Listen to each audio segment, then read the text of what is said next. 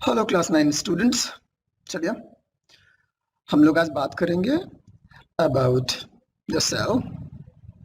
पिछले video lecture में हम लोगों ने इस चैप्टर का पहला पार्ट देखा था, पहला और बेसिक पार्ट देखा था, जिसमें हमने बात की थी about the discovery of the cell and cell theory.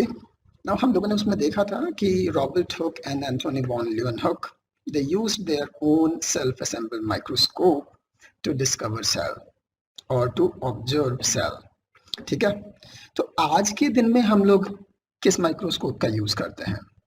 Today हम लोग यूज करते हैं compound microscope to visualise a cell.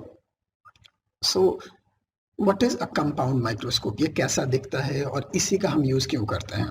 Well, this diagram in front of you shows a typical compound microscope. ठीक है, जैसा कि हम लोग देख रहे हैं यहाँ पे, किसी भी कंपाउंड माइक्रोस्कोप में बेस होता है, एक बेस, या इसको हम बोलते हैं फुट। राइट, नाउ बेस या फुट जो है, it is like the foot of the microscope, मतलब पैर है जिसपे कि ये खड़ा रहता है। Okay, it is just an iron element और कुछ नहीं है। सेकेंडली हम लोग देखते हैं कि इस बेस के ऊपर लगा हुआ एक स्टेज। राइट, नाउ स्टेज वो प्लेटफॉर्म है, रेक्टेंगुलर एरिया है, जिसके ऊपर हम अपनी स्लाइड को रखते हैं, जिस स्लाइड के ऊपर हमारा सैंपल होता है जिसको हमें देखना होता है। और इस माइक्रोस्कोप स्लाइड को एक अपनी जगह पे फिक्स रखने के लिए यहाँ पे दो क्लिप्स होते हैं। Can you see this two clips? So यहाँ पे दो क्लिप्स होते हैं जो कि स्लाइड को एक जगह पे फिक्स रखते हैं जब हम इनको देखते रहते हैं, ऑब्जर्व कर रहे होते हैं ना। स्टेज के नीचे से और बेस से जुड़ा हुआ एक तीसरी चीज होती है जिसको हम कहते हैं आर्म। नाउ आर्म जो है, it is the connecting link. ठीक है, ये कनेक्टिंग पार्ट है जो कि ऊपर के ट्यूब को जोड़े रखता है, बॉडी ट्यूब को। एंड बॉडी ट्यूब के ऊपर वाले हिस्से में होता है पहला lens, that is eyepiece. ठीक है, ये एक लेंस है, ऑप्टिकल लेंस है। और इसके दूसरे एंड पे लगा होता है दूसरा लेंस जिसको हम बोलते हैं ऑब्जेक्टिव लेंस। क्या? तो आप देखिए, किसी भी कंपाउंड माइक्रोस्कोप में दो लेंस हैं। एक है ऑब्जेक्टिव जो कि आपके स्लाइड या ऑब्जेक्ट के आसपास में होता है, और दूसरा है आई पीस जो कि आपकी आंखों के पास होता है, जिसके थ्रू आप अपना सैंपल देखते हो। ठीक है, और ये दोनों के दोनों जो लेंस होते हैं, ये on the either end of the tube के प्रेजेंट होते हैं। ठीक है, सो this is tube. Now in different microscope ये जो ट्यूब होता है, इस ट्यूब की लेंथ अलग अलग होती है। ठीक है, this is called body tube. This is one of the major part of the microscope. ठीक है, चलिए इसके अलावा हम लोग क्या देखते हैं कि ये जो स्टेज है, स्टेज के बीचों बीच जहाँ पे सैंपल रखा होता है, यहाँ पे बीचों बीच नीचे में एक राउंड कट होता है। ठीक है, और उस कट के नीचे लगा होता है condenser. Now what is this condenser? ये जो कंडेंसर है, it is like a diaphragm of camera, है ना। नाउ इसका फंक्शन क्या है? इसका फंक्शन होता है to control the amount of light that goes on to the sample, है ना। तो बेसिकली ये जो कंडेंसर होता है, इसके नीचे एक ऐसे कर्टन जैसी चीज होती है, और ये कर्टन जो है आप खोल सकते हैं, बंद कर सकते हैं, या फिर अलग अलग अमाउंट में आप इसको ओपन कर सकते हैं, so that different amount of light will enter into your sample, है ना। ये इसलिए जरूरी है क्योंकि अगर मान लीजिए कि आपके सैंपल पे बहुत ज्यादा लाइट जा रहा है, तो आपको सब कुछ ब्राइट दिखेगा, आप कुछ भी नहीं देख पाओगे, बिल्कुल व्हाइट लाइट दिखेगा। अगर बहुत कम रोशनी जा रही है तो आपको कुछ नहीं दिखेगा, एवरीथिंग विल बी डार्क, है ना। तो you need to have appropriate amount of light, और अमाउंट ऑफ लाइट या इंटेंसिटी ऑफ लाइट को कंट्रोल करने के लिए हमने ये कंडेंसर लगाया है। ऐसा ही चीज हमें कैमराज में भी देखने को मिलती है, जिसको हम बोलते हैं डायफ्राम। तो जो कंडेंसर होता है, it is similar to diaphragm in camera. इसके अलावा हम लोग देखते हैं कि जो कंडेंसर है, इसके नीचे आपके बेस से लगा हुआ एक मिरर है। ठीक है, और इस मिरर का काम क्या है? इस मिरर का काम है कि लाइट को ये डायरेक्ट करे या रिफ्लेक्ट करे, सो दैट लाइट कंडेंसर से होते हुए, स्टेज से होते हुए आपके सैंपल पे पड़े, और फिर सैंपल से होते हुए ये ऑल द वे सीधा ऑब्जेक्टिव लेंस से होते हुए सीधा कहाँ जाए? आपके आईज पे, यहां से आप देख रहे हो। ठीक है, वेरी गुड। तो यहाँ आइस तक आना चाहिए ये। तो this is how a compound microscope looks and these are the different structures. और इसका फंक्शन अब आपको समझ में आ गया है कि लाइट जो है, कोई भी light, it could be light from bulb और कुड बी सनलाइट, उसको हम डायरेक्ट करते हैं ऑन द मिरर, मिरर इसको रिफ्लेक्ट करता है थ्रू कंडेंसर, कंडेंसर कंट्रोल करेगा कि कितनी इंटेंसिटी हमें जाने देनी है, वो पड़ेगा आपके सैंपल के ऊपर, सैंपल से होता हुआ जाएगा ऑब्जेक्टिव लेंस, ऑब्जेक्टिव लेंस से होता हुआ आई पीस, और आई पीस से फिर इस ऑब्जेक्ट का, जो ऑब्जेक्ट यहाँ रखा हुआ है ऑन दिस स्लाइड, इसका एक इमेज बनेगा ऑन आवर आईज और हम इसको देख पाएंगे। करेक्ट। नाउ माइक्रोस्कोप का फंक्शन क्या है? माइक्रोस्कोप का फंक्शन है to enlarge the image so that we can see anything which is too small to be seen by our naked eyes, है ना? वो सारी चीजें जो हम अपनी नंगी आंखों से नहीं देख सकते हैं, उसको देखने के लिए। यानी कि इसका काम ये है कि कोई भी जो छोटी चीज है उसकी एक ऐसी इमेज बनानी है जिस इमेज का साइज उस ऑब्जेक्ट के एक्चुअल साइज से काफी बड़ा हो, है ना? ना कितना बड़ा हो इसको हम बोलते हैं मैग्नीफाइंग पावर, और हर एक माइक्रोस्कोप का अपना अलग अलग मैग्नीफाइंग पावर होता है। ठीक है, तो मैग्नीफाइंग पावर को हम डिफाइन करते हैं as number of times the size of image has been increased as compare to the actual size of the object. Now say for example, just समझने के लिए मान लीजिए कि एक ऑब्जेक्ट है जो कि 1 सेंटीमीटर का है, लेकिन माइक्रोस्कोप ने इसके इमेज को बढ़ा करके कितना बड़ा कर दिया? 1 मीटर का, है ना? तो एक्चुअल में जो ऑब्जेक्ट है वो 1 सेंटीमीटर का है, छोटा सा, लेकिन जो इसका इमेज बना है वो कितना है? 1 मीटर। 1 मीटर यानी कि 100 सेंटीमीटर। तो देखिए एक्चुअल इमेज है 1, एक्चुअल साइज है 1 सेंटीमीटर, इमेज बनी है 100 सेंटीमीटर की, तो इसका मैग्निफिकेशन कितना हो गया? 100 टाइम्स। इसको हम लिखते हैं 100x, है ना? सो ये आपका आया कैसे? ये आया by dividing the size of image upon actual size of the object, है ना? इमेज की size 100 centimetre, actual image 1 centimetre, divide होकर के कितना मिल गया? 100। सो 100x।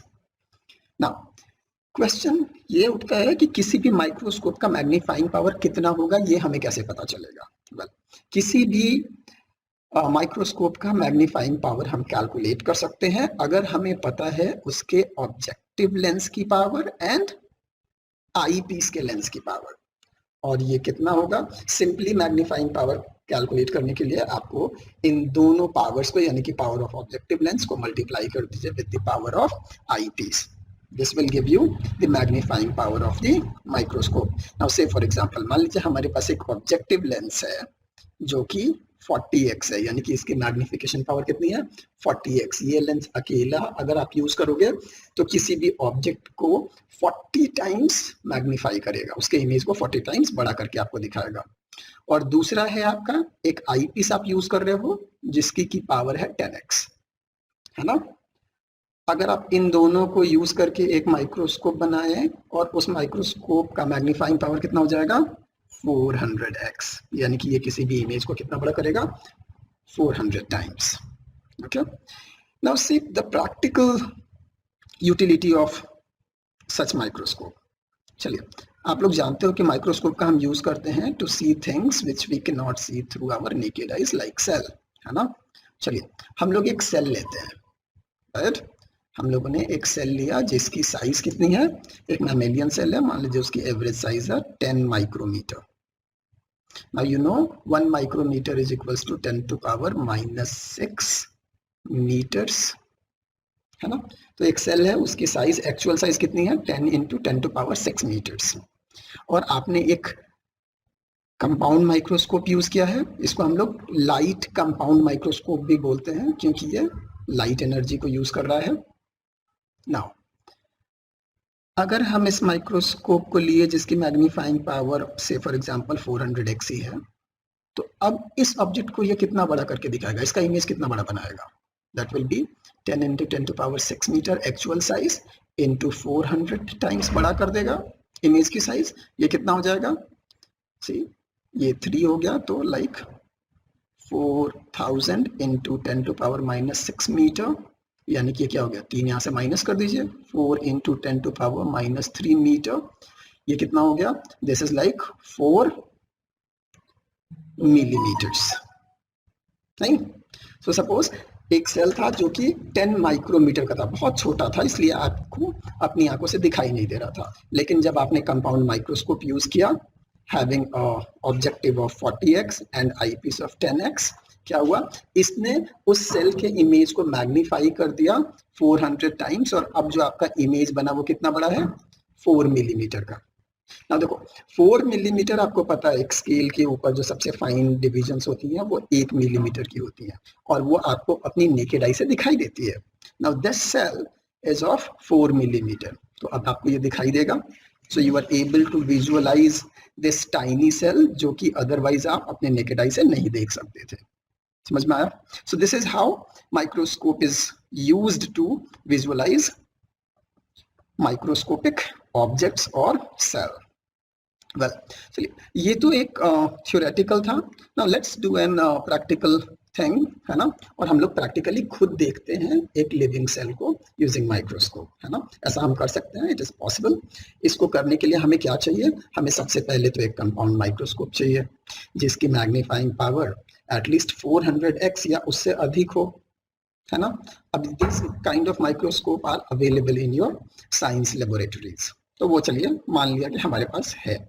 नेक्स्ट हमें क्या चाहिए, नेक्स्ट हमें कुछ केमिकल्स चाहिए, dyes and slides and some tools, वो भी हमें हमारे साइंस लेबोरेटरी में इजीली अवेलेबल होती हैं, ठीक है ना। जो सबसे इंपॉर्टेंट चीज है कि we have to wisely select a sample जिसमें कि हमें लेस एफर्ट के साथ सेल इजीली विजुअलाइज हो जाए, हम देख पाए। One of such sample is onion peel, ठीक है। ये एक स्टैंडर्ड प्रोटोकॉल है जिसमें कि हम लोग क्या करते हैं कि एक अनियन लेते हैं और अनियन का एक छोटा सा पीस कट कर लेते हैं, जैसा कि इस इमेज में आपको दिख रहा है।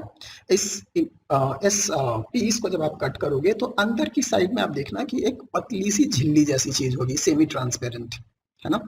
ये जो पतली सी चीज है, ये जो पतली सी मेम्ब्रेन है, इसको हम अनियन पील कहते हैं, ठीक है। अब इस अनियन पील को आप यूज कर सकते हो टू विजुअलाइज प्लांट सेल। ये इसलिए बहुत अच्छा सैंपल है क्योंकि अनियन पील जो है वो सेमी ट्रांसपेरेंट है, तो लाइट इसमें से अच्छे से पास करेगी and you can easily visualise it, है ना। तो अब आप क्या कीजिए कि केयरफुली इस अनियन पीस में से इस अनियन पील को with the help of a tweezer, है ना, चिमटी, उससे आप निकाल लीजिए। और सिंस ये बहुत ही फ्रेजाइल होता है, तुरंत ये फोल्ड हो जाएगा या फिर तुरंत सूखने लगता है, तो आप इसको क्या कीजिए, पानी में डिप करके रखिए सो दैट ये हाइड्रेटेड रहे, सूखे नहीं, ड्राई नहीं हो, एंड सेकेंडली ये फोल्ड नहीं हो, है ना। इसके लिए यूजुअली हम एक छोटा सा बर्तन जैसी चीज यूज करते हैं जिसको हम वॉच ग्लास कहते हैं, और उस वॉच ग्लास में पानी भरिए और उसमें इस अनियन पील को निकाल के रख दीजिए। नेक्स्ट क्या करना है आपको, ये पूरा अनियन पील तो आपको यूज नहीं करना है, आपको बस इसका छोटा सा पीस चाहिए। So cut a small piece of this peel carefully और इसको एक ग्लास स्लाइड के ऊपर केयरफुली अच्छे से लगा दीजिए सो दैट इस पे कोई भी फोल्ड ना हो। नेक्स्ट क्या करना है, नेक्स्ट आपको इस अनियन पील के टुकड़े के ऊपर 1 और 2 ड्रॉप ऑफ सैफ्रनीन डाई को रखिए, है ना। अब आप बोलोगे सैफ्रनीन डाई क्यों, safranine dye will stain the cells in pink colour so that आप अच्छे से उसकी बाउंड्रीज को देख पाओ, ठीक है। नेक्स्ट आपको क्या करना है, नेक्स्ट इस डाइड सैंपल के ऊपर 1 ड्रॉप ऑफ वाटर भी रखिए सो दैट जो आपका सैंपल हो जब तक आप देखो तब तक वो सूखने नहीं लगे, ड्राई ना हो। उसके बाद आप इस सैंपल को केयरफुली एक कवर स्लिप से ढक दीजिए, है ना। और जब आप कवर स्लिप को ऊपर से रखोगे तो देयर आर चांसेस कि उसमें गैस बबल आ जाए। इसको अवॉइड करने के लिए आप स्लाइड नीडल का यूज कीजिए एंड स्लोली आप उसको रखिए, है ना। वंस आप ऐसा कर लेंगे, now you have completed the first stage that is called preparation of the slide या preparation of the sample, right. Now जैसे ही आपका सैंपल प्रिपेयर हो गया, it is ready to be visualised. अब आप इसको कैसे देखोगे, अगेन जो माइक्रोस्कोप हमने दिखाया उस माइक्रोस्कोप के स्टेज के ऊपर जो 2 क्लैंप्स हैं उसमें इस स्लाइड को लगा दीजिए एंड ग्रेजुअली आप लाइट इंटेंसिटी को एडजस्ट कीजिए using the condenser and see through the eyepiece. Now आपको तुरंत इमेज नहीं दिखेगा, है ना। इमेज देखने के लिए आपको कुछ एडजस्टमेंट्स करनी पड़ती हैं, यानी कि आपका जो ऑब्जेक्टिव लेंस है उसको अपने सैंपल से एक पर्टिकुलर दूरी पे रखनी पड़ेगी आपको, सो दैट आपको अच्छे से इमेज दिखे और ये इमेज फोकस्ड हो। ये काम आप कैसे करते हैं? ये करते हैं using this 2 knobs, those are called coarse adjustment and fine adjustments. ये क्या करते हैं दोनों नॉब्स? ये क्या करेंगे, ये जो बॉडी ट्यूब है इसको ऊपर या नीचे मूव करते हैं सो दैट आपके सैंपल से इस ऑब्जेक्टिव लेंस की जो दूरी है वो एडजस्ट की जा सके for focusing the image on your retina, so that आपको अच्छे से ये दिखाई दे सके। ठीक है, तो ये जो दोनों नॉब्स हैं, coarse adjustment and fine adjustment, इनका काम यही होता है to adjust the distance of lens from the sample so that the image can be focused, or they are used for focusing the image. क्या अब आप बोलोगे तो फिर ये दो क्या है, कोर्स और फाइन? कोर्स जो है वो जल्दी जल्दी करता है, राइट, मेजर मूवमेंट करता है, और फाइन जो है वो धीरे धीरे करता है। तो फाइनली जब आपको फोकसिंग करनी होगी एडजस्टमेंट के लिए, हम फाइन एडजस्टमेंट्स का यूज करते हैं। Okay, now so using this microscope you are able to visualize the cells or the plant cells in the onion peel. आपको दिखेगा क्या, कैसा दिखेगा? Now what you will be able to see is something like this, है ना। आपको ऐसा कुछ दिखेगा in pink color। अब इसमें देखिए ये जो चीजें आपको दिख रही हैं, now this whole thing is one cell, this is one cell, और रेड में जो मैंने बनाया है it is the boundary of the cell, that is the cell wall. और ये जो बीच में आपको दिख रहा है black dot, this is nothing but nucleus. Okay, so इस तरह से एक फ्रेम में आपको बहुत सारे सेल्स के अरेंजमेंट्स दिखेंगे। These are plant cells of the onion peel. तो यूजिंग अ कंपाउंड माइक्रोस्कोप आप लोग खुद से भी एक लिविंग प्लांट सेल को देख सकते हैं। Okay, so if you have time please do this activity, it is a fun to see the cells, है ना। well, चलिए, तो जो बायोलॉजिस्ट हैं उन्होंने ऑलरेडी इस तरह की एक्टिविटी की है और डिफरेंट डिफरेंट सेल्स को हमने ओवर द टाइम पढ़ा है। अंडर द माइक्रोस्कोप हमने बहुत सारे सेल्स को पढ़ा। Here what I am presenting for you is different cells of human body, है ना। तो अगर आप ह्यूमन बॉडी को देखोगे तो इसमें बहुत सारे अलग अलग तरह के आपको सेल्स दिखेंगे, जैसे कि ये जो है दिस आर ब्लड सेल्स, जिसमें कि दिस इज रेड वाला is RBC and this is WBC. Now WBC भी कई तरह के होते हैं। Great, apart from this this are epithelial cells. Again ये जो सेल्स है ये बोन सेल्स हैं, है ना, सॉरी बोन सेल्स हैं। Now this is blood vessel का cells, this is nerve cell और न्यूरॉन, जो कि कई बार ये आधा ही दिखाया गया है, एक्चुअली में ये सेल्स कुछ ऐसे दिखते हैं।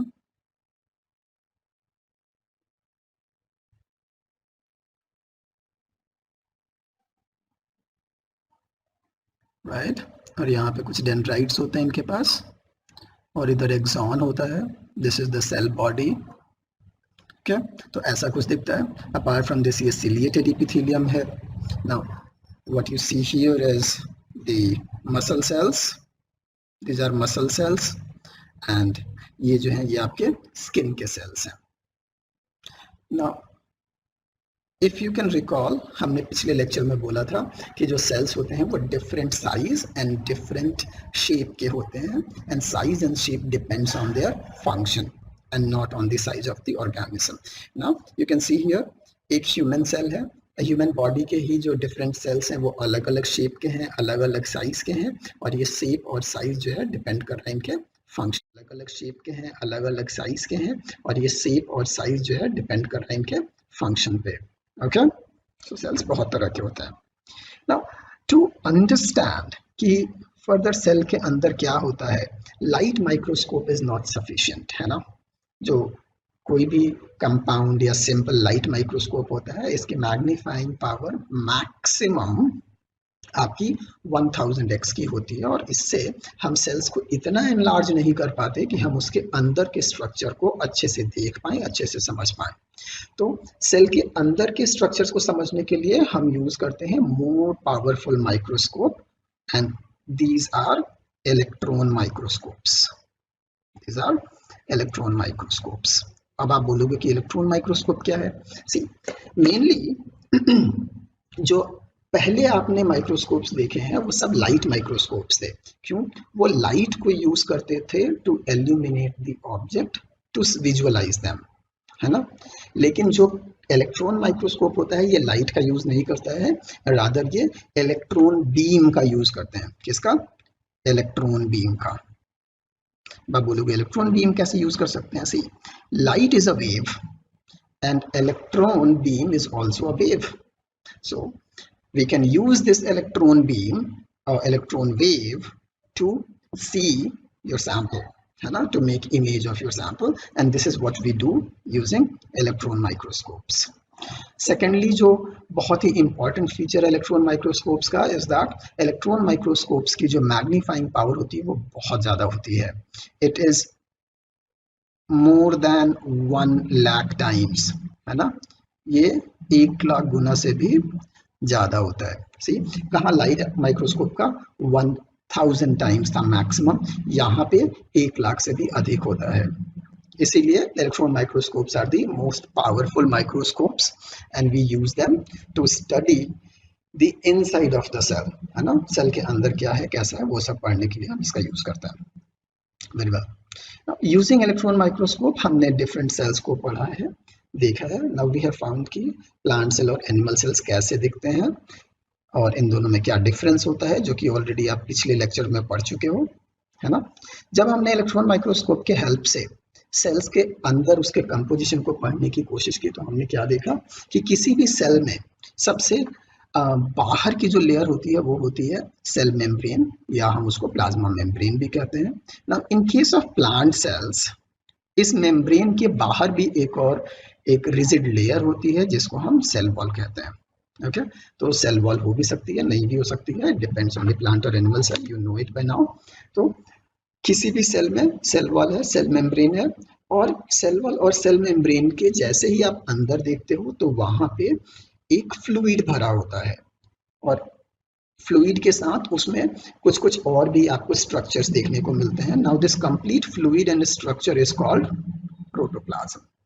तो जो भी सेल मेम्ब्रेन के अंदर की कंटेंट होती है उसको हम कहते हैं प्रोटोप्लाज्म। जब हम इस प्रोटोप्लाज्म को देखते हैं तो इस प्रोटोप्लाज्म में मेनली हमें दो चीजें दिखती हैं। एक तो बीच में बड़ा सा न्यूक्लियस दिखता है, और उसके चारों तरफ कुछ फ्लूइड जैसा चीज दिखता है जिसको हम बोलते हैं साइटोप्लाज्म। सो प्रोटोप्लाज्म में दो पार्ट्स हो गए, साइटोप्लाज्म एंड न्यूक्लियस, राइट। अब देखिए, जैसे ही हम साइटोप्लाज्म को देखते हैं तो साइटोप्लाज्म फ्लूइड तो है, लेकिन इसमें कुछ नॉन डिसॉल्व चीजें भी हैं, है ना, सब कुछ ऐसे कंप्लीट सॉल्यूशन में नहीं है। तो इसका जो लिक्विड पार्ट है उसको हम बोलते हैं cytosol, which is the solution part, और जो छोटी छोटी चीजें आपको जो कि सॉल्युबल नहीं है इस साइटोसोल में, ऐसे ही सस्पेंडेड हैं या स्विम कर रही हैं, उनको हम बोलते हैं सेल ऑर्गेनेल्स, है ना। और ये जो सेल ऑर्गेनेल्स हैं ये कई तरह की होती हैं। कुछ होती हैं मेम्ब्रेन लेस, जैसे कि राइबोसोम एंड सेंट्रोसोम्स, कुछ होती हैं मेम्ब्रेन बाउंड, और इस मेम्ब्रेन बाउंड में भी हम देखते हैं कि दो तरह के हैं।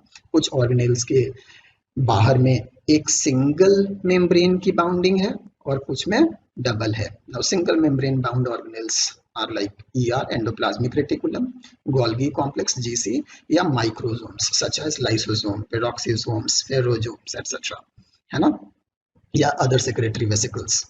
जबकि जो डबल मेम्ब्रेन बाउंड ऑर्गेनेल्स भी हमें कुछ देखने को मिलते हैं, जैसे कि mitochondria and plastids. Now plastids will only be found in plant cells and not animal cells, ठीक है। plastids such as chloroplast, okay।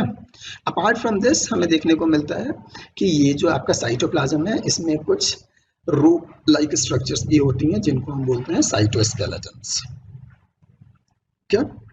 तो जैसे ही हमने कंपाउंड माइक्रोस्कोप का यूज किया और सेल को मल्टीपल टाइम्स मैग्नीफाई करके देखा, हमें ये सारी चीजें देखने को मिली। नॉट ओनली दिस, जब हमने न्यूक्लियस के अंदर और मैग्नीफाई करके देखा तो हमें क्या मिला, we found that this nucleus is covered by two layers of membranes, जिसको हम बोलते हैं न्यूक्लियर मेम्ब्रेन, यहाँ पे दो होते हैं, और उस मेम्ब्रेन के अंदर फिर से एक फ्लूइड भरा हुआ है जिसको हम बोलते हैं nucleoplasm.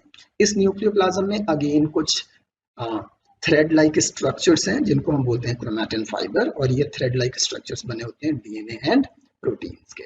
Okay, apart from this कुछ और भी ऐसे विस्कस जेली लाइक स्ट्रक्चर्स हैं जिनको हम बोलते हैं nucleolus. Okay, so now you see, जो सेल है बहुत छोटा है, लेकिन inside the cell it is very complex, there are many many things, है ना। तो इस सारी चीजों को हम वन बाय वन पढ़ेंगे इस चैप्टर में। So let's start with the very first thing, that is cell membrane या प्लाज्मा मेम्ब्रेन। ठीक है, तो अभी हम स्टार्ट करते हैं the first component of the cell and the most crucial component of the cell, that is cell membrane और plasma membrane. अब देखिए ये होता क्या है। ऑब्वियसली देखो, मेम्ब्रेन हम किसको बोलते हैं, मेम्ब्रेन एक ऐसी चीज होती है जो कि पतली हो लेकिन उसका लेंथ और ब्रेड्थ काफी हो, थिकनेस कम हो। जैसे कि आपका कपड़ा आपने देखा है, कपड़े की थिकनेस कम होती है लेकिन उसका लेंथ और ब्रेड्थ बहुत सारा होता है, that is like a membrane, है ना। तो सेल मेम्ब्रेन और प्लाज्मा मेम्ब्रेन, ऑब्वियसली ये मेम्ब्रेन है तो इसकी थिकनेस कम होगी लेकिन लेंथ और ब्रेड्थ बहुत होता है। Now the cell membrane is defined as the outer selectively permeable membrane that separates the protoplasm, है ना, अंदर का fluid, from external environment and helps in maintaining the cellular composition। ठीक है, चलिए हम इसको जैसे जैसे हम आगे सेल मेम्ब्रेन को पढ़ेंगे तो हम समझते जाएंगे कि ये डेफिनेशन क्या कहना चाहता है। तो बिफोर गोइंग इनटू दिस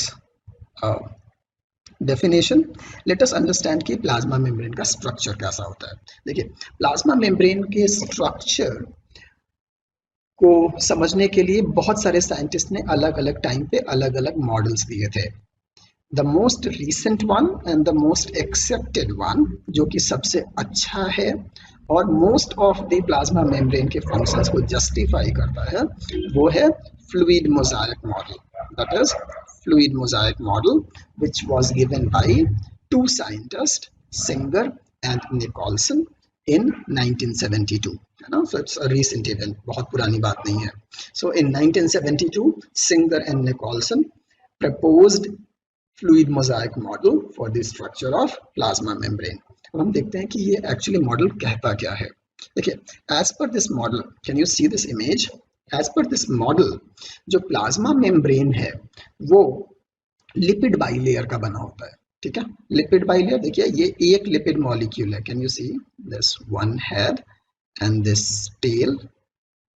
इसमें से जो हेड होता है वो हाइड्रोफिलिक होता है, can you see here, head is hydrophilic and the tail is hydrophobic. ठीक है, तो ये लिपिड मॉलिक्यूल होता है जिसका हेड हाइड्रोफिलिक है और टेल हाइड्रोफोबिक है, और ये सारे के सारे अरेंज हो जाते हैं एक सिंगल लेयर में। Now this one layer of lipid is called lipid monolayer. ठीक है, अब इस लिपिड मोनोलेयर को अगर आप देखोगे तो इसका ये वाला साइड हाइड्रोफिलिक है लेकिन ये वाला हाइड्रोफिलिक नहीं है, ये कैसा है, हाइड्रोफोबिक है। तो ये पानी की तरफ नहीं रहना चाहता, ये पानी की तरफ रहना चाहता है। जबकि सेल के अंदर और बाहर दोनों तरफ क्या है, पानी है। तो ये कैसे स्टेबल रहेगा, ये अगर अंदर की तरफ है तो भी ये खुश नहीं है, अगर ये बाहर की तरफ करोगे तो भी ये खुश नहीं है। तो इससे बचने के लिए जो मेम्ब्रेन होता है वो कैसा हो जाता है, डबल बाई लेयर। तो एक लिपिड का लेयर, एक लिपिड मोनोलेयर और ये दूसरा मोनोलेयर, दोनों आकर के आपस में चिपक जाते हैं। इससे क्या होगा, इससे जो इसका हाइड्रोफोबिक पार्ट है इसके हाइड्रोफोबिक एंड की तरफ आ गया, तो ये दोनों हाइड्रोफोबिक खुश हो गया, और ये हाइड्रोफिलिक और ये भी हाइड्रोफिलिक, इधर भी पानी इधर भी पानी, तो ये भी खुश हो गया। तो विन विन सिचुएशन हो गया। इसीलिए हमेशा आपको लिपिड बाइलेयर मिलता है इन case of plasma membrane, it is thermodynamically stable. Not only this, आपको इस प्लाज्मा मेम्ब्रेन में और क्या दिख रहा है, see this yellow things, this is called cholesterol, जो कि आपके लिपिड बाइलेयर के अंदर होते हैं। नॉट ओनली दिस, आपको क्या दिख रहा है यहाँ पे, ये वायलेट और ये पिंक जैसी चीजें हैं जिनको हम प्रोटीन्स कह रहे हैं। These are proteins, these are integral proteins, है ना। और इसे बहुत अलग अलग तरह के ढेर सारे प्रोटीन्स होते हैं। नॉट ओनली दिस, कि प्रोटीन सिर्फ ऐसे नहीं होते जो पूरे लिपिड बाइलेयर के चारों तरफ होते हैं, कुछ ऐसे भी होते हैं जो थोड़े से लिपिड बाइलेयर में एम्बेडेड होते हैं, कुछ ऐसे भी होते हैं जो लिपिड बाइलेयर के बाहर लगे होते हैं, और कुछ ऐसे भी हैं जो कि लिपिड बाइलेयर के चारों तरफ एक चैनल जैसी चीज बना रहे हैं। कैन यू सी दिस, जिससे कि किसी भी मटेरियल का इस मेम्ब्रेन के अंदर और बाहर आना जाना हो सके, यानी कि ट्रांसपोर्ट हो सके। समझ में आया? Now see, therefore, as per this model, जो प्लाज्मा मेम्ब्रेन है वो किसका बना हुआ है? पहली चीज lipid bilayer plus some proteins. Now these proteins are mainly of two types, intrinsic and extrinsic proteins, जो कि पूरे लिपिड बाइलेयर में फंसे हुए हैं, ऐसे प्रोटीन्स को हम बोलते हैं इंट्रिंजिक, और जो सिर्फ बाहर बाहर हैं उनको हम बोलते हैं एक्सट्रिंजिक प्रोटीन्स या पेरिफेरल प्रोटीन्स। ओके, साथ में इसमें क्या है? There is cholesterol mainly. Apart from this और भी बहुत सारी चीजें होती हैं जैसे ग्लाइकोप्रोटीन, ग्लाइकोलिपिड्स, है ना, लेकिन उसके बारे में हम इस क्लास में बात नहीं करते हैं। वेरी वेल, नेक्स्ट चीज जो इस मॉडल ने बताई आपको वो ये बताई कि इस मेम्ब्रेन की जो थिकनेस होती है वो कितनी होती है? 75 एंगस्ट्रॉम, है ना। और ये 75 एंगस्ट्रॉम कैसे होती है? Now see, as per this model जो आपका प्लाज्मा मेम्ब्रेन है ये बना हुआ है 4 लेयर का। ऊपर में ये पतली सी प्रोटीन की लेयर जो कि अपर एक्सट्रिंजिक प्रोटीन्स की है, उसके बाद से ये लिपिड बाई लेयर है पहला, और उसके नीचे ये दूसरा लिपिड बाई लेयर, ये भी लिपिड बाई लेयर, ये भी लिपिड बाई लेयर, और इसके अंदर वाले साइड में अगेन एक पेरिफेरल प्रोटीन्स का layer. So protein lipid lipid protein, इसीलिए हम बोलते हैं PLLP मॉडल, ठीक है। और इसमें सबकी थिकनेस कितनी है? जो ऊपर वाले प्रोटीन की है वो है 20 एंगस्ट्रॉम, जो लिपिड बाई लेयर की है वो है 35 एंगस्ट्रॉम, और जो नीचे वाले प्रोटीन लेयर की है उसकी भी कितनी है? 20 एंगस्ट्रॉम। टोटल कितना हो गया? 75 एंगस्ट्रॉम। ओके, तो इस मॉडल ने हमें ये भी बताया कि जो प्लाज्मा मेम्ब्रेन होता है उसकी थिकनेस होती है 75 angstrom. Now what is angstrom? 1 angstrom is equals to 10 to power -10 metre, so it is very very small quantity. तो जो आपका प्लाज्मा मेम्ब्रेन होता है it is very very thin, ultra thin, 10 to power -10 metre. Okay, apart from this जो आपका plasma membrane है it is fluidic in nature. When we say fluidic in nature, इसका मतलब क्या होता है कि ये सॉलिड के जैसे हार्ड नहीं है, बल्कि ये एक विस्कस लिक्विड के जैसा है, यानी कि ये मुड़ सकता है ना। ये फ्लूइडिक है, ये इलास्टिक है, ये मुड़ सकता है, बेंड कर सकता है ना।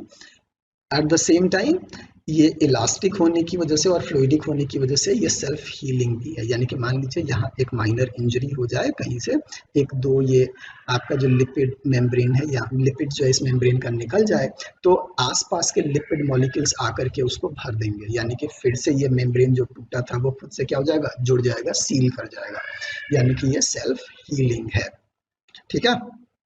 Okay, so this is plasma membrane. Now in order to understand या to visualize कि plasma membrane actually होगा कैसा, आप लोगों ने सबने बलून देख रखा होगा, राइट। नाउ बलून की जो पतली सी रबर की वॉल होती है, बलून के अंदर हवा भर दिया, लेकिन हवा को रोक के किसने रखा है? ये पतली सी रबर की wall. This fine rubber sheet, ये जो वॉल है, रबर की जो शीट है पतली सी, इसको हम बोल सकते हैं रबर मेम्ब्रेन, क्योंकि इसकी भी थिकनेस बहुत पतली और लेंथ बहुत ज्यादा है। तो ये जो रबर की मेम्ब्रेन है it is like plasma membrane. Okay, to better correlate आप एयर बलून की जगह वाटर बलून सोच लीजिए, क्योंकि वाटर बलून के अंदर भी क्या भरा रहता है? पानी, है ना। और इस पानी को अंदर कौन कंटेन करके रखता है? ये रबर की membrane, in case of cell plasma membrane. Okay, very well. अब देखिए, हमने प्लाज्मा मेम्ब्रेन के बारे में बोला था कि इट इज सेलेक्टिवली परमिएबल। ना देखो, कोई भी जो सेल है उसको जिंदा रहने के लिए एनर्जी चाहिए प्लस अदर रॉ मटेरियल्स चाहिए। ओके, अब एनर्जी और रॉ मटेरियल्स के लिए इसको आउटसाइड, यानी कि आउटसाइड एनवायरनमेंट से कुछ चीजें लेनी पड़ेंगी। एट द सेम टाइम कुछ एनर्जी का इनटेक, कुछ मटेरियल का इनटेक होगा, और कुछ जो वेस्ट प्रोडक्ट बनेंगे उनको भी आपको बाहर निकालना होगा, है ना।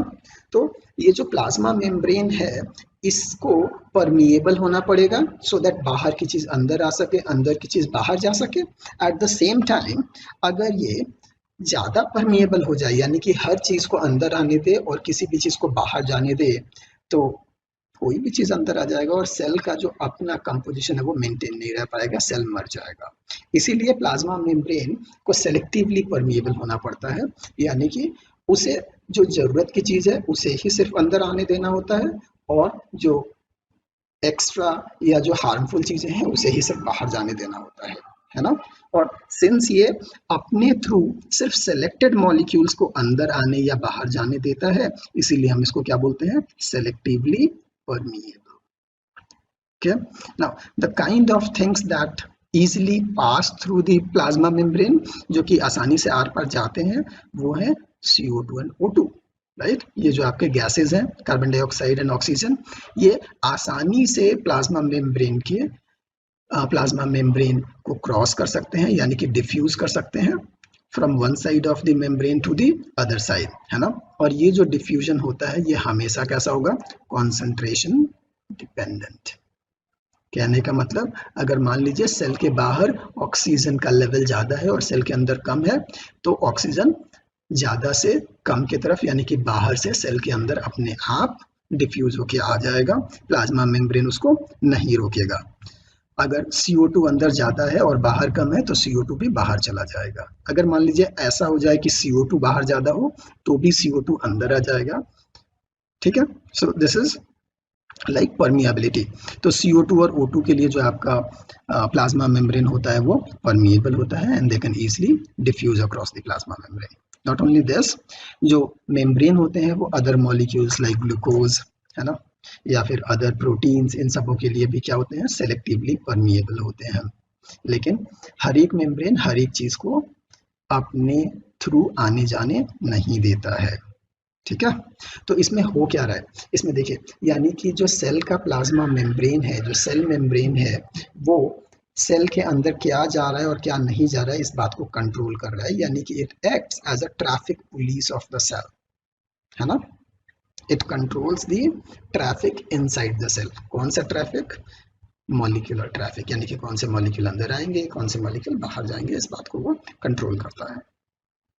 ओके, एक और चीज जो कि इस मेम्ब्रेन के थ्रू इजीली क्रॉस कर जाती है, दैट इज वाटर, है ना। और the movement of water through a plasma membrane is called osmosis, है ना। अब देखिए ऑस्मोसिस होता क्या है, इसको हम और डिटेल में जरा देखते हैं।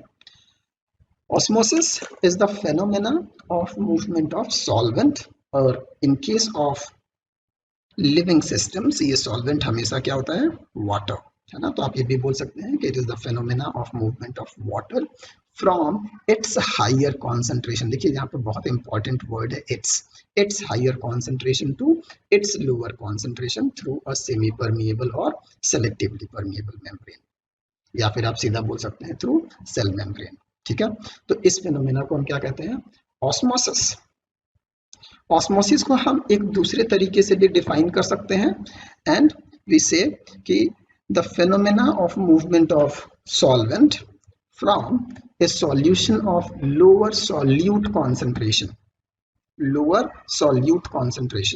To a solution of higher solute concentration through semi permeable और सेलेक्टिवली परमिएबल मेम्ब्रेन, ठीक है। अब देखिए, आई नो ये थोड़ा कंफ्यूजिंग है, हम लोग इसको समझने की कोशिश करते हैं, इसको हम समझेंगे थ्रू दिस इमेज। देखिए, as you can see here, ये एक बीकर है जिसमें कि हमने पानी लिया है और बीचों बीच एक सेमी परमिएबल मेम्ब्रेन डाल दिया है। सो this is a semi permeable membrane.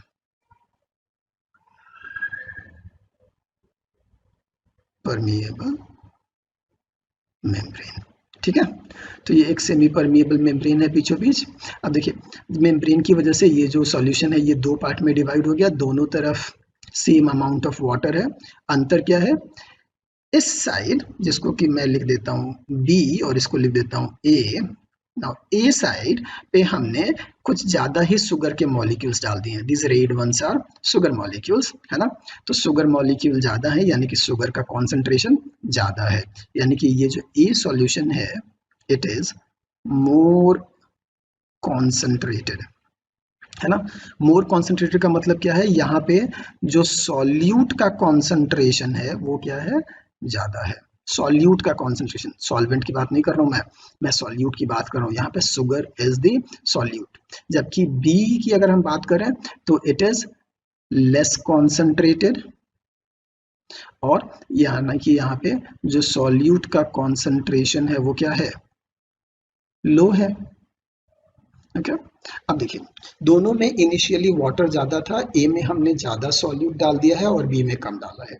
इससे हो क्या रहा है, देखो जैसे ही आपने शुगर सॉल्यूशन शुगर मॉलिक्यूल्स डाले, शुगर मॉलिक्यूल्स को सॉल्युबलाइज करने में वाटर के कुछ मॉलिक्यूल्स उसके साथ बाइंड कर जाते हैं। तो ए में ज्यादा वाटर मॉलिक्यूल्स बाइंड हो गए क्योंकि शुगर ज्यादा है, तो फ्री वाटर मॉलिक्यूल्स ये जो ब्लू है वो क्या हो गए, कम बचे हैं। In comparison to the B solution, solution B में शुगर कम है तो कम पानी बाउंड किया विद द शुगर, और फ्री वाटर का कॉन्सेंट्रेशन क्या हो गया, अधिक, है ना, एज कंपेरिजन टू ए। तो बी में फ्री वाटर ज्यादा है और ए में कम है। सेमी परमिएबल मेम्ब्रेन एक ऐसा मेम्ब्रेन है जो सिर्फ फ्री वाटर को अपने थ्रू पास होने देगा, बाउंड वाटर को या फिर शुगर मॉलिक्यूल को पास नहीं होने देगा। तो अब देखो ऐसे स्टेट में क्या होगा, बी में सॉल्यूशन बी में आपका फ्री वाटर ज्यादा है और सॉल्यूशन ए में फ्री वाटर कम है। तो ऑब्वियसली लाइक एनी डिफ्यूजन, आपका जो फ्री वाटर है वो अपने हायर कॉन्सेंट्रेशन से अपने लोअर कॉन्सेंट्रेशन में मूव कर जाएगा, यानी कि water is moving from solution B to solution A, simple.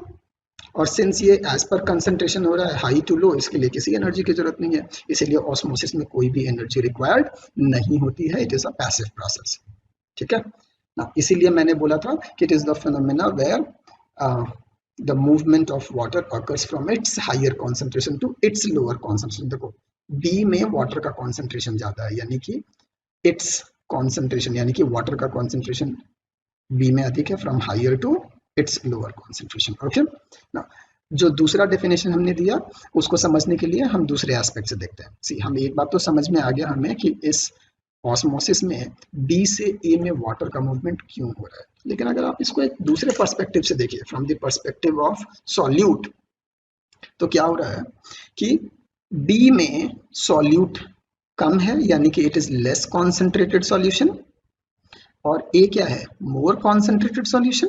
और यहाँ पे क्या हो रहा है, वाटर का movement from less concentrated solution to more concentrated solution हो रहा है, यानी कि लेस से मोर, है ना, विच अपीयर्स टू बी कि इसमें एनर्जी लगनी चाहिए पर एक्चुअली ऐसा है नहीं, ठीक है।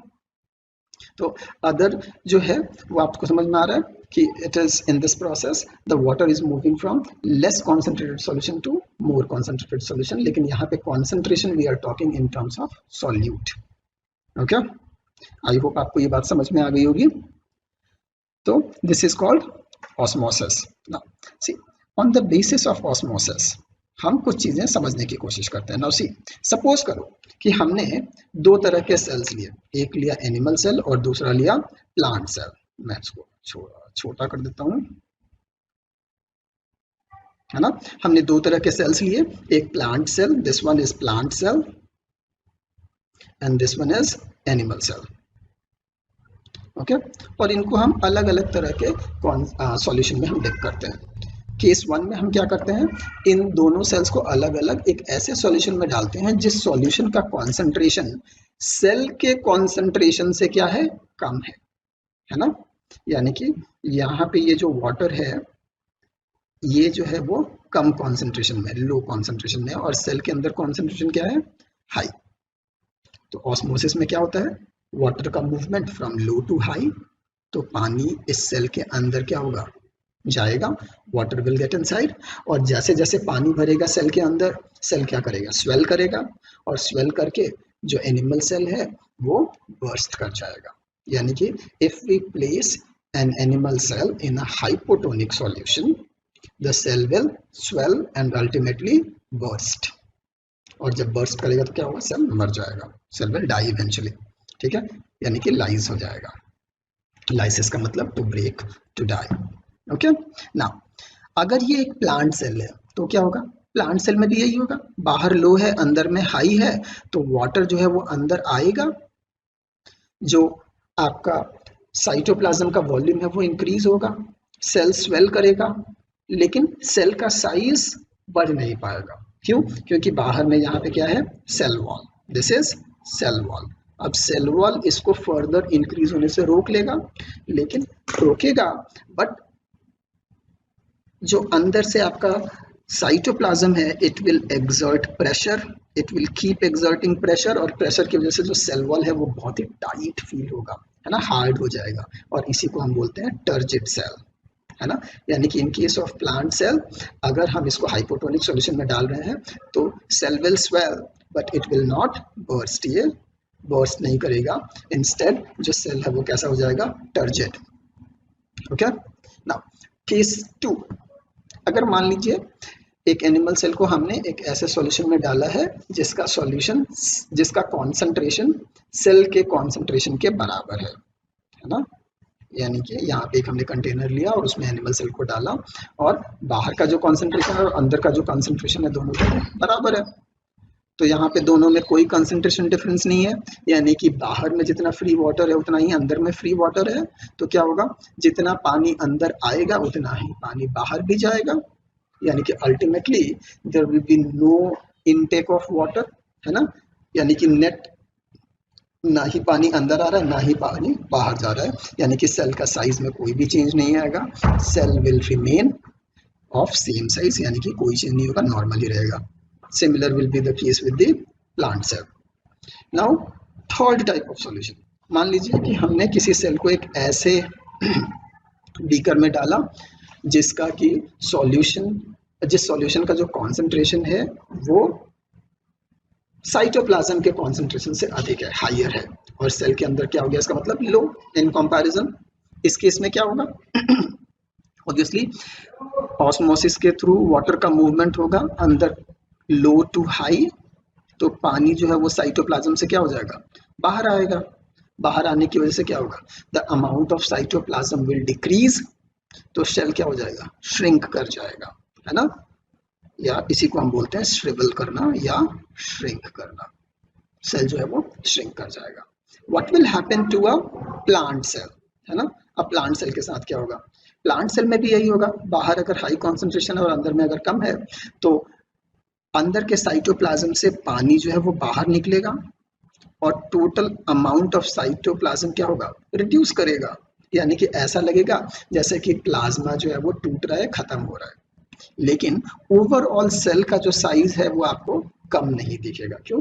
क्योंकि अगेन जो सेल वॉल है वो एज इट इज उसी स्टेट पे रहेगा, है ना। और आप जब अंदर देखोगे तो सेल वॉल वैसे ही है, अंदर में जो सेल है, जो मेम्ब्रेन है वो अंदर की तरफ मुड़ जाएगा, एंड अपीयर्स टू बी कि सेल क्या हो गया? अंदर से उसका प्लाज्मा खत्म हो गया, यानी कि सेल प्लाज्मोलाइज्ड हो गया है। Plasma and lyse, plasmo word for plasma, cytoplasm, and lysis to break, यानी कि इस केस में जो साइटोप्लाज्म है वो कम हो गया या टूट गया है। ठीक है, well, so what we understand is कि on the basis of the concentration as compared to cytoplasm, जो सॉल्यूशन है वो 3 तरह के हो सकते हैं, आइसोटोनिक, हाइपोटोनिक एंड हाइपरटोनिक। अगर हाइपरटोनिक सॉल्यूशन में सेल्स को डाला, एनिमल सेल को डाला, तो एनिमल सेल श्रिंक कर जाएगा, अगर प्लांट सेल को डाला तो ये प्लाज्मोलाइज कर जाएगा। आइसोटोनिक में डाला तो प्लांट सेल हो या एनिमल सेल हो कोई चेंज नहीं आएगा।